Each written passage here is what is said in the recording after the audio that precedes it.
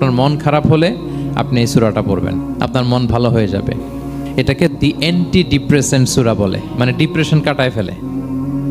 আমাদের এরকম অনেক সময় হয় না যে হতাশ, দেয়ালে পিঠ ঠেকে গেছে, কোনো বের হওয়ার রাস্তা নাই, কই যাব, কোথাও সফলতা নাই, সবাই আমাকে ভুল বুঝতেছে, এরকম মাঝে মাঝে হয় না? আমাদের সবার লাইফে আপস অ্যান্ড ডাউনস আছে।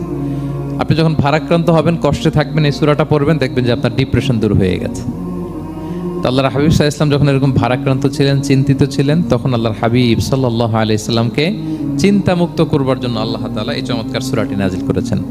আল্লাহ নাজিল করলেন, আউযু বিল্লাহি মিনাশ শাইতানির রাজিম, বিসমিল্লাহির রাহমানির রাহিম, ওয়াদ-দুহা ওয়াল-লাইলি ইযা সাজা মা ওয়াদ্দাআকা রাব্বুকা ওয়া মা ক্বালা ওয়ালাল আখিরাতু খায়রুল লাকা মিনাল উলা ওয়ালা সাওফা ইউতিকা রাব্বুকা ফাতারদা।